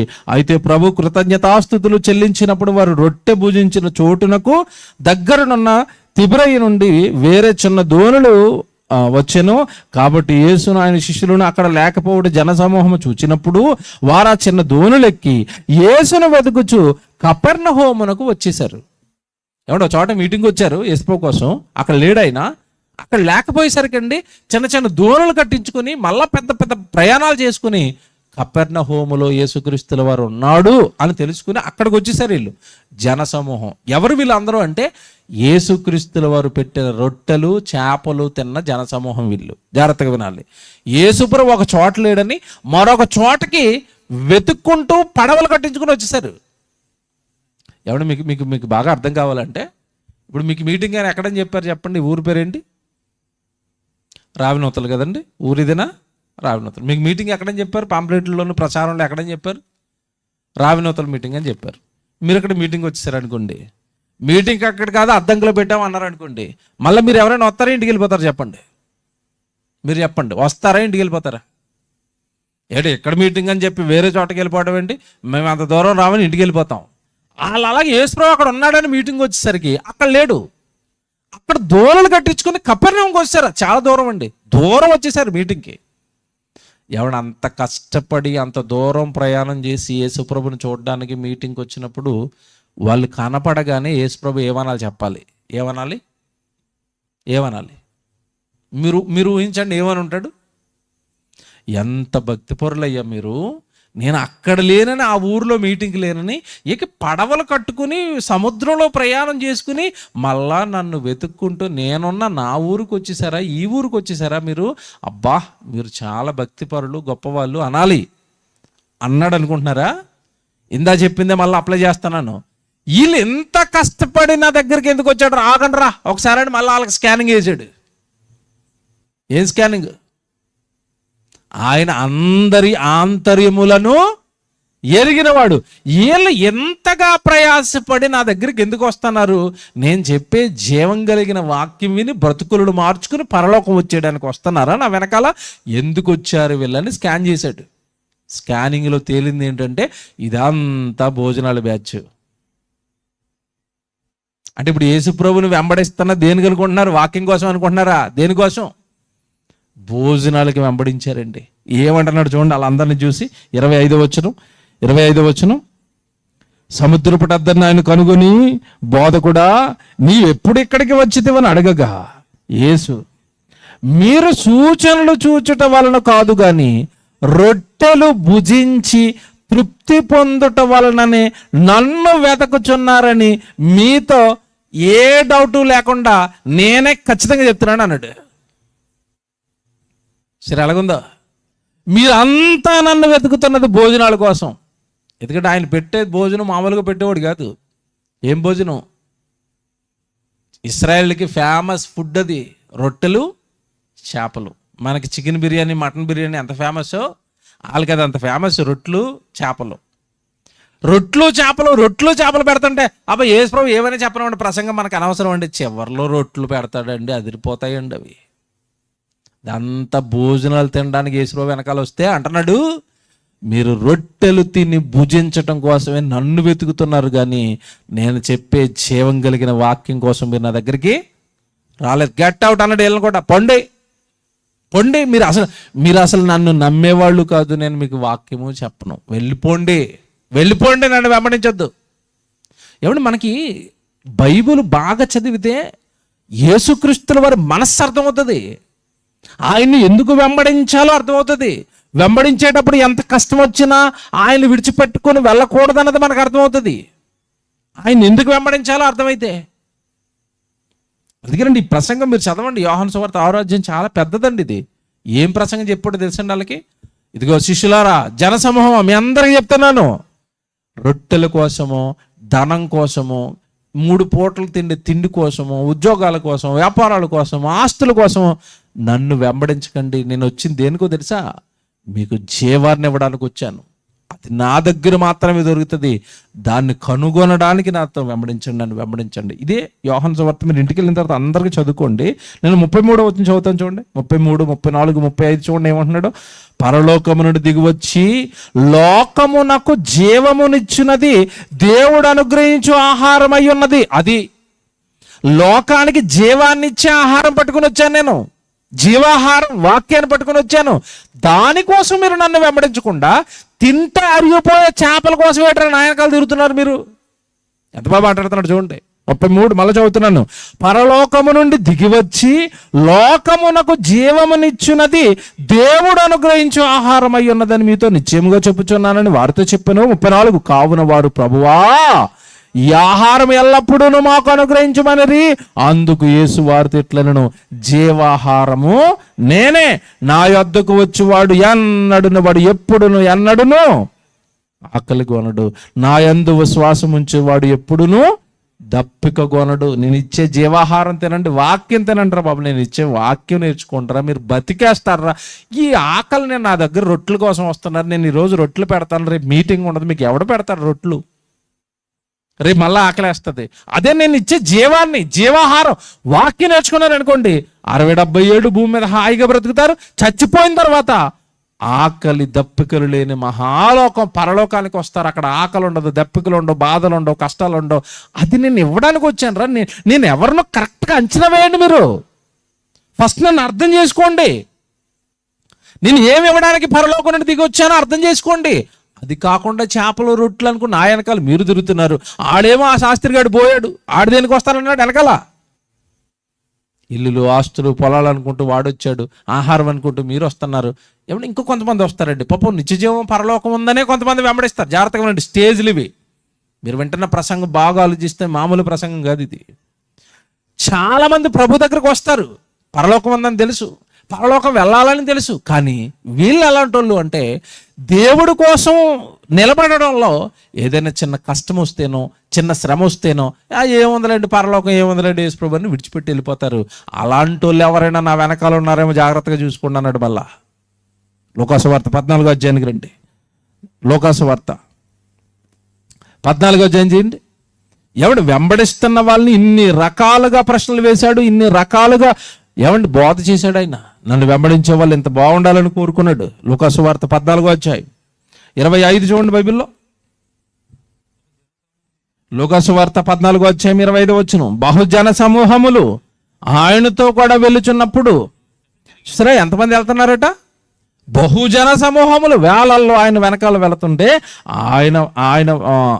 ఆయనతో కూడా వెళుచున్నప్పుడు ఆయన వారి తట్టు తిరిగి 26, ఎవడైనను నా యొద్దకు వచ్చి తన తండ్రిని, తల్లిని, భార్యను, పిల్లలను, అన్నదమ్ములను, అక్క చెల్లెండ్రను, తన ప్రాణమును సహా ద్వేషింపకుంటే వాడు నాకు శిష్యుడు కానేరడు. చూసారా, నన్ను వెంబడిస్తున్నప్పుడు మీకు ఏమైనా రక్తబంధాలు అడ్డు వస్తాయేమో నా దగ్గరికి రాకుండా ఉండడానికి, చివరికి అవసరమైతే నా కోసం వాటిని కూడా వదులుకునేంత భక్తి ఉంటే నా దగ్గరికి రా. లేదంటే ఎందుకు నేను నా వెనకాల వచ్చే ఉపయోగం ఉండదు నాయన, కొద్ది రోజులు భక్తిలో ఉంటావు, మా అక్క వద్దు అంటుందండి, మా అన్నయ్య వద్దు అంటున్నాడు, మా తమ్ముడు వద్దు అంటున్నాడు, మా చెల్లి వద్దు అంటుందని వాళ్ళ కోసం నన్ను వదిలేస్తావు నాయన. వృధా నాయన నీ ప్రయాస, వెళ్ళిపోయి వాళ్ళతోనే ఉండిపో. ఎందుకంటే నీకు చచ్చిపోయిన తర్వాత జీవితం ఉందన్న సంగతి అర్థమైతే ప్రభువుని విడిచిపెట్టావు. పాపాన్ని క్షమించేది ఈయనే, నేను ఈయనతో ఉంటేనే నా ఆత్మను రక్షించుకుంటానన్న సంగతి నీకు అర్థమైతే విడిచిపెట్టావు. అది అర్థం కానంత కాలం నువ్వు లోకంలోని డబ్బులు అనుకుంటూ, ఇంతకాలాలకు తిండి అనుకుంటూ, లేదా లోకంలో మనుషులు అనుకుంటూ బతికేస్తావు. చాలామంది ఈ డైలాగ్ ఎందుకు చెప్పాడంటే, చాలామంది అండి ప్రభు దగ్గరకు వస్తారు, ప్రభులో ఉంటారు, కొన్నిసార్లు చెయ్యరా అని దేవుడికి ఇష్టం లేని భయంకరమైన పాపాలు, నేరాలు చేయడానికి బంధువులలో ఎవరో ప్రేరేపిస్తూ ఉంటారు. అప్పుడు ఏం చేస్తారంటే, అటు బంధువులను వదులుకోలేరు, ఇటు దేవుణ్ణి వదులుకోలేరు. ఏమండి ఈసారి కాల మాట కానిచ్చి అలాగే వెళ్ళిపోతున్నామండి. అదే అన్నాడు, ఒరే నా కోసం నువ్వు వాళ్ళని ఎదిరించగలిగిన ధైర్యం ఉంటే నా వెనకాల రా, లేదంటే నోరు మూసుకుని నీ పన్ను చూసుకో అన్నాడు. ప్రభు అర్థం కావాలి. ఎందుకంటే నిత్య జీవాన్ని వాళ్ళు ఎవరు, వాళ్ళకే నిత్య జీవం లేదు. వాళ్ళు చచ్చిన తర్వాత వాళ్ళు నరకానికి వెళ్ళిపోతారు. వాళ్ళకు లోబడి వాళ్ళని మెప్పించడానికి, వాళ్ళను లేదంటే వాళ్ళ సంతోషాల కోసం నన్ను విడిచిపెట్టే మనసు గనక నీకుంటే ముందే తట్టబుట్ట సర్దుకో అన్నాడంతే. వాళ్ళని ఎదిరించి నా కొరకు నిలబడగలిగిన ధైర్యం, శక్తి, నాకు పరలోకం కావాలి, నా తండ్రి నేను చేరాలని ఆశ ఉంటే నన్ను వెంబడించు. ఇక కఠినంగా ఉంటాయండి, కానీ భక్తిలో మనల్ని చాలా స్ట్రాంగ్ చేస్తాయి, ఆత్మీయంగా మనల్ని చాలా బలపరుస్తాయి. నిజమే కదండి. ప్రభు లేకపోతే ఎలాగండి, ప్రభువుని వదులుకుంటే ఎలాగండి?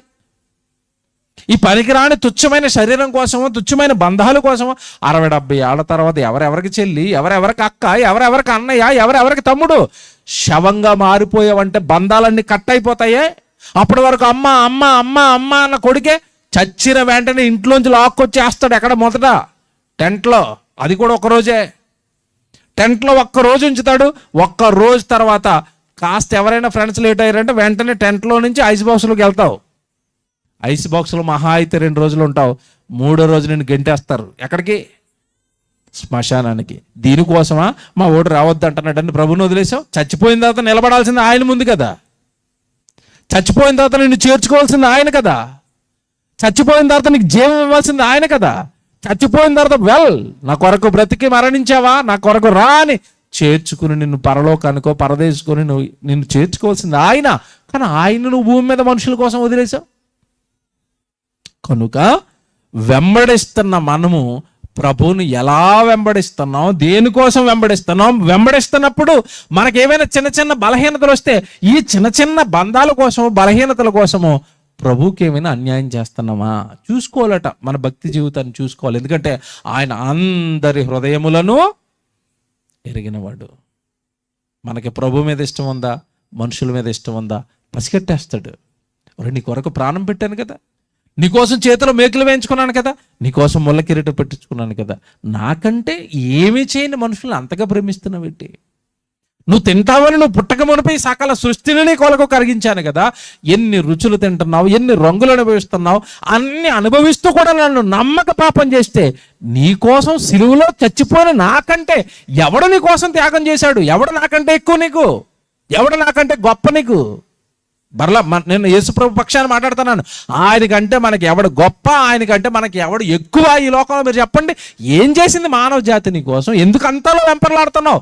ప్రభు కంటే వాళ్ళని ఎందుకు వెంపర్లాడుతున్నావు? ప్రభు కంటే వాళ్ళకి ఎందుకు ఎక్కువ విలువిస్తున్నావు?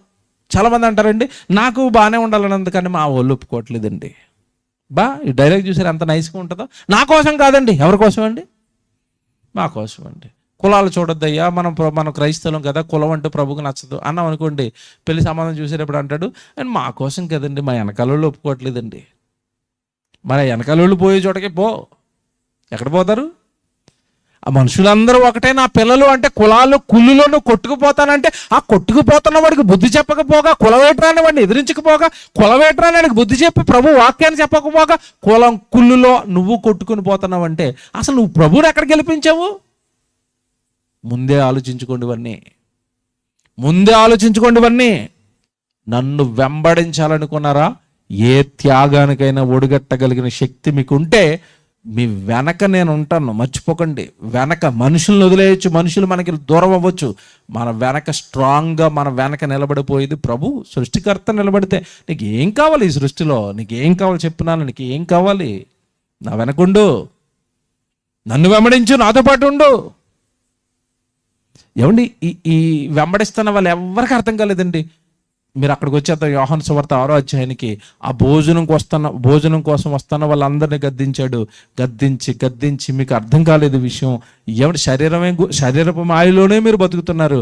60-70 ఏళ్ల తర్వాత నాశనానికి వెళ్ళిపోతుంది అయ్యా, మట్టిలోకి వెళ్ళిపోద్ది అయ్యా అని చెప్పి చాలా పెద్ద ప్రసంగం చేశారండి. యోహాను సువార్త 6వ అధ్యాయం చాలా పెద్ద ప్రసంగం చేశాడు. నా శరీరం తినాలి, నా రక్తం త్రాగాలి, అప్పుడే మీరు దేవుని చూస్తారని చాలా పెద్ద ప్రసంగం చేసండి. చివరికి వాళ్ళకి చెప్పిన మాట ఏంటో తెలుసండి? యోహాను సువార్త 6వ అధ్యాయం 63. ఇది మీరు చాలాసార్లు చదువుతారు కానీ ఈ సందర్భంలో చెప్పాడన్న సంగతి మీకు తెలీదు. యోహాను సువార్త 6వ అధ్యాయం 63 చూడండి, అక్కడ ఏమనుందో. ఆత్మయే జీవింపజేయుచున్నది, శరీరము కేవలము నిష్ప్రయోజనము. నేను మీతో చెప్పి ఉన్న మాటలు అండర్లైన్ చేయండి. నేను మీతో ఏదైతే చెప్తున్నానో మాటలు, వాక్యము, నేను మీతో చెబుతున్న మాటలు ఆత్మయు జీవమునై ఉన్నవి. మీకు జీవాన్నిచ్చేవి నా మాట అయ్యా. నా మాట జీవాన్ని ఇస్తుంది. నా మాట చచ్చిపోయిన తర్వాత మీకు బ్రతికిస్తుంది. నా మాటకంత పవర్ ఉంది.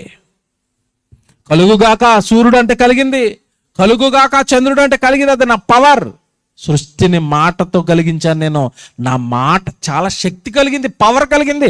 అది మీకు చచ్చిపోయిన తర్వాత జీవాన్ని ఇవ్వగలిగినంత శక్తి కలిగింది. నా మాటలే ఆత్మయు జీవమునై ఉన్నవి అన్నాడు. ఏమంటే చెప్పిన ప్రసంగం, ఏమంటే ఈ ప్రసంగానికండి విషయం జాగ్రత్తగా వినాలి. వచ్చిన జన సమూహం తిండి కోసం వస్తున్నారని గట్టి ప్రసంగం వేశాడు. ఈ ప్రసంగానికి అప్పటికి ఆయన వెనకాల ఉన్న శిష్యుల్లో చాలా మందికి అమ్మ బాబు యేసుప్రభు ఇలాంటి ప్రసంగాలు చేస్తున్నాడు ఏంటి? మనం ఈయన ఎంతకాలం ఏదో వెనకాల వెళ్తే సెట్ అయిపోవచ్చు అని వెనకాల తిరిగాం శరీరం కోసం.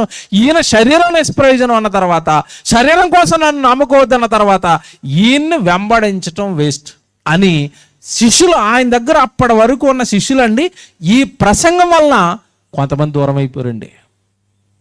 దూరం అయిపోతే యేసు ప్రభు మొదటి నుంచి ఉన్నారు కదా, రండి రండి రండి అని పిలుచుకున్నాడు. ఎవరిని? అపోస్తుల్ని. ఆ 12 మందిని నిలబెట్టి ఏమన్నాడు తెలుసా? బాబు, నేను మీకు జీవాన్ని మాత్రమే ఇస్తాను, పరలోకాన్ని మాత్రమే ఇస్తాను. నేనిచ్చే జీవం, నేనిచ్చే పరలోకం మీకు కావాలా? మీరు కూడా వెళ్ళిపోతారా అని అడిగాడు. వాళ్ళు ఏమంటున్నారో చూడాలి బైబిల్లో. ఇదే యోహాను సువార్త 6వ అధ్యాయంలో చివరి వరకు చదువుదామే. చివరి వరకు 66. అప్పటి నుండి అంటే అర్థం ఏంటి? ఈ ప్రసంగం చేసిన తర్వాత. ఏ ప్రసంగం?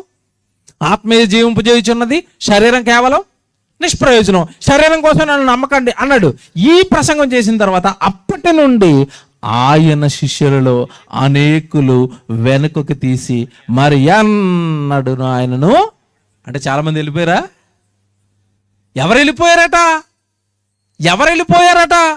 సామాన్య జనసమూహం కాదు వెళ్ళిపోయింది. ఎవరు? ఆయన శిష్యులు. అంటే ఇప్పుడు ఆయన శిష్యరేఖంలో జాయిన్ అయిన వాళ్ళు కూడా ఆయన మొదటి నుంచి బాగా అర్థమయ్యాడు అంటారా? మీరు చెప్పండి, అర్థమయ్యాడా? యేసుప్రభు వెనకాల వెళ్తే ఏదో దొరుకుతుందని వెళ్ళారు. చివరికి ఆయన ఏం దొరుకుతుందని కన్ఫర్మేషన్ చేశాడు. ఏం దొరుకుతుంది?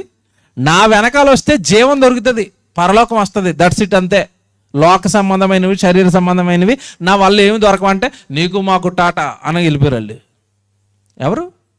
శిష్యులు. ఇప్పుడు చూడండి, శిష్యులు వెళ్ళిపోయిన తర్వాత ఏమంటున్నాడు? కాబట్టి యేసు మీరు కూడా వెళ్ళిపోవాలని ఉన్నారా అని 12 మందిని అడగగా, అంటే మిగిలిపోయింది అంత ఇప్పుడు 12 మంది. 100లో వచ్చారండి యేసులో శిష్యులు, చివరికి మిగిలిపోయిన అంకె అంత ఇప్పుడు 12 మంది. 12 మందిని అడిగాడు. అప్పుడు చూడండి, సీమోను పేతురు 68.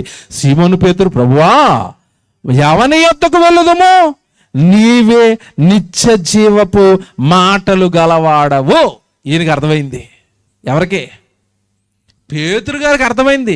మమ్మల్ని పరలోకానికి తీసుకెళ్లే బోధ ఎవడు చేస్తాడు ప్రభు? నిన్ను వదిలేస్తే మమ్మల్ని ఎవరు తీసుకెళ్తారు పరలోకానికి? ఎవరికి అడుగుతారు మా పాపాలు? మరో లోకానికి మమ్మల్ని ఎవరు తీసుకెళ్తారు? నీవే. ఆ డైలాగ్ చూసారా? నీవే నిత్య జీవపు మాటలు గలవాడువు, నీవే దేవుని పరిశుద్ధుడువని మేము విశ్వసించి ఎరిగి ఉన్నామని ఆయనతో చెప్పాను. అందుకు యేసు, నేను మిమ్మల్ని 12 ఏర్పరచుకోనలేదా? చూసారండి? మీరు వెళ్ళిపోతారా అంటే పేతురు గారు అన్న డైలాగు, నీవే నిత్య జీవము గలవాడు, నిత్య జీవపు మాటలు కలిగిన వాడు. అంటే ఇప్పుడు పేతురు, అపోస్తులు అందరూ కూడా యేసుప్రభుని దేనికోసం విశ్వసించారో నాకు చెప్పాలి. దేనికోసం? నిత్య జీవం, పరలోకం ఆయన ఇస్తాడు, యేసుక్రీస్తుల వారు ఇస్తారు. దానికోసం అలా వెంబడిస్తున్నారట. కనుక దేవుని పిల్లలారా, ఈ రాత్రి మీరు బాగా ఆలోచించండి. వస్తానన్న శాస్త్రిని ఎందుకు వద్దన్నాడు అంటే, వాడు వస్తానంటున్నది నిత్య జీవం కోసం, పరలోకం కోసం కాదు. ఆస్తుల కోసం, భూముల కోసం, పొలాల కోసం యేసుక్రీస్తుల వారిని వెంబడిస్తుంటే ఆంతర్యాన్ని గుర్తించేశాడు.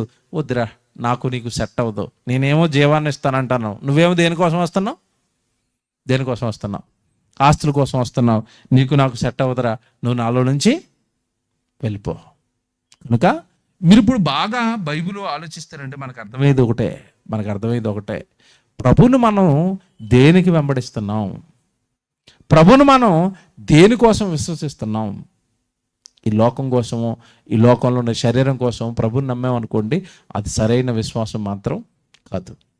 కొరింథీయులకు రాసిన మొదటి పత్రిక 15వ అధ్యాయం 19వ వచనం చూడండి బైబిల్లో.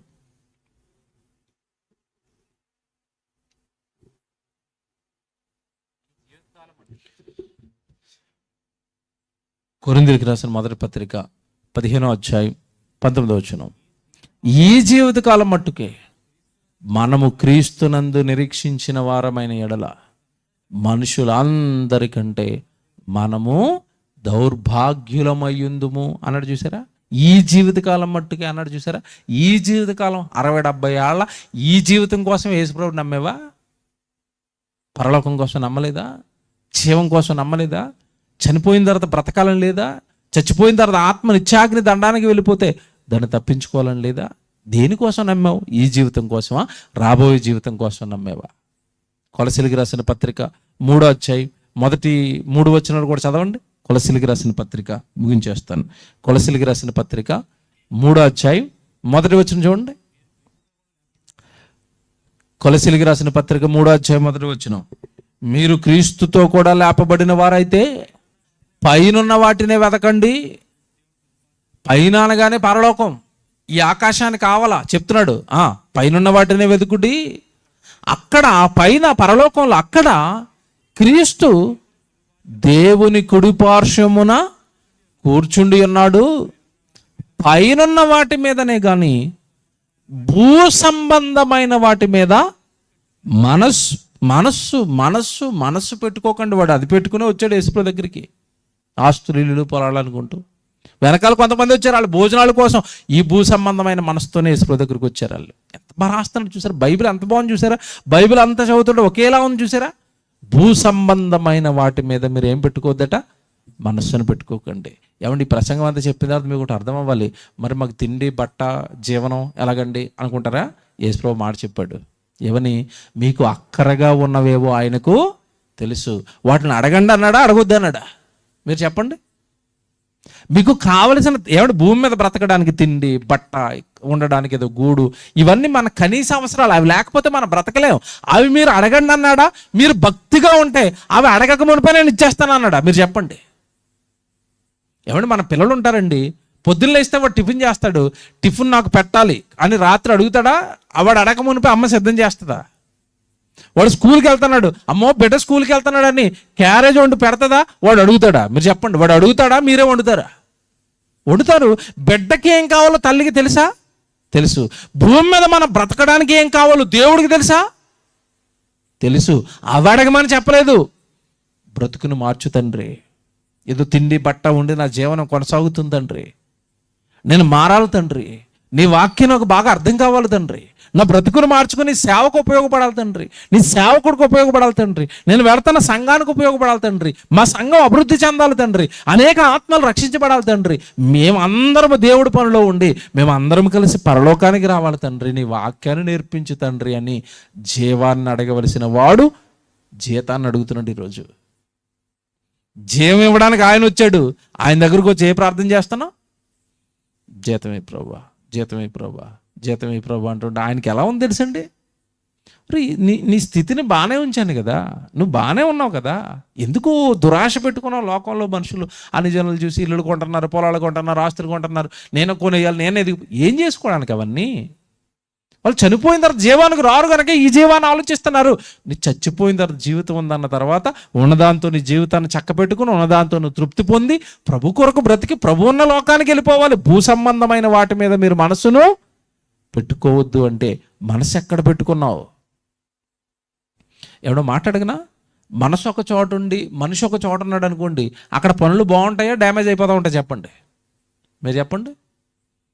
అమ్మాయి అమ్మగారింటికి వెళ్తానని అడిగింది, వద్దు ఇప్పుడు వెళ్దాను కుదరదు అన్నాడు. కోపంతో ఇంట్లోకి వెళ్ళి వంట చేస్తుంది. మీరు చూడండి, ఆ రోజు కనీసం 2-3 డబ్బాలు పగిలిపోతాయి. ఎందుకు? మనసు ఎక్కడ లేదు, వంట మీద లేదు, ఇంటి మీద లేదు, మనసు ఎక్కడుంది? ఇంకో ఇంటి మీద ఉంది. ఏమంటే ఈరోజు చాలా మంది భక్తి జీవితాలు బాగోకపోవడానికి కారణం ఏంటో తెలుసా? మనసు దేని మీద పెట్టుకోమన్నాడు? పైన వాటి మీద. యేసుప్రభు మీద మనసు పెట్టుకోండి అంటే మనం దేని మీద మనసు పెట్టుకున్నామంటే ఇల్లు పొలము ఆస్తి. మనసేమో ఎక్కడుంది, ఆయనేమో అక్కడ పెట్టుకోమన్నాడు. మనసు ఎక్కడుంది? అందుకే మేము ఎందుకు ఎదగట్లేదండి దేవుళ్ళో, మా భక్తి జీవితం ఎందుకు ఎదగట్లేదండి? ఎందుకు ఎదుగుతాం? మనసు పెట్టుకోమన్న చోట పెట్టుకోలేదు కదా. ఆయన మీద మనసు పెట్టుకోమంటే మనసే లేదు కదా నీకు. ఆదివారం అతి కష్టం మీద గుర్తు వస్తాడు కదా ఆయన. ఇంకేం బాగుంటుంది? మన భక్తి జీవితాలు ఇంకేం బాగుంటాయండి? ఆదివారం అతి కష్టం మీద జ్ఞాపకం వస్తాడు. ఎవరు? ఆయన. మరి ప్రతిరోజు మనసు అంతా దేని మీద ఉంది? మీరు నిజం చెప్పండి. తెల్లవారు లేస్తే మన మనసు అంతా దేని మీద ఉంటుంది చెప్పండి. చాలామంది ప్రముఖులండి రేపు తెల్లవారు ఏం వండుకోవాలో కూడా ముందు రాత్రి ఆలోచించి పడుకుంటారు వీళ్ళు. రేపు నేను పీతల కూర తినాలి, లగంగానే మార్కెట్కి వెళ్ళిపోవాలి అంటే మనసు దేని మీద ఉంది? పీతల మీద. అదే రోజు సాయంత్రం సభ ఉంది, అమ్మో రేపు సాయంత్రం సభ ఉందండి అని సభ మీద ఉండదు, మధ్యాహ్నం తినే పీతల మీద ఉంటుంది. ఎక్కడ పెట్టుకున్నావు మనసు? ఎక్కడ తిరుగుతున్నావు? నీకు జన్మించింది ఎవరు? నీ పాపాలకు అడిగింది ఎవరు? నువ్వు మనసు పెట్టుకోవాల్సింది ఎవరి మీద?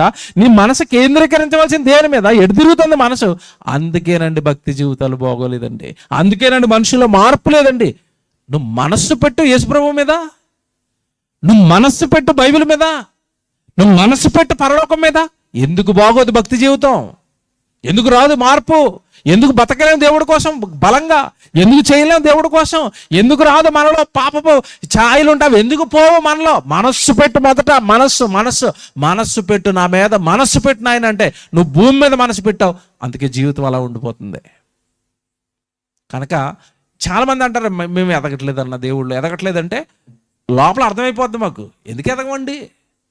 ఎందుకు ఎదగం? నువ్వు ఎదగట్లేదు అంటేనే డౌట్. మనసు ఇక్కడ లేదు, ఎక్కడ ఎటో పోయింది అది. ఎటో పోతే ఏముంటుందండి? ఇప్పుడు ఇంట్లో భార్య ఉంది, నిజమైన మంచి భర్త అయితే మనసు ఎవరి మీద ఉండాలి? ఈవిడ మీద మనసు ఉందని కూడా కాపురం బాగుంటుంది. మనసేమో వేరే ఆవిడ మీద ఉందా, కాపురం ఏమో ఎక్కడ చేస్తున్నాడు. కాపురం బాగుంటుందా గొడవలా? మీరు చెప్పాలి నాకు. ఇంతకైతే బండ ఉదాహరణ ఇంకేం చెప్తాం? భార్య మీద మనసు ఉంటే కాపురం బాగుంటుందండి. మనసేమో వేరే ఆవిడ మీద ఉంది, కాపురం ఏమో ఇక్కడ పెట్టాడు. అంతే, ఇంకా చిన్న ఉప్పు ఎక్కువ వేసింది అనుకోండి గొడవ. ఎందుకో ఈవిడ మీద ఏం లేదు, మనస్సు లేదు. మనస్సేమో ప్రభు మీద పెట్టండి అంటే మనస్సేమో లోకం మీద పెట్టావు. నేను ఎదగట్లేదు దేవుళ్ళో, నేను మారలేకపోతున్నాను, నేను బతకలేక.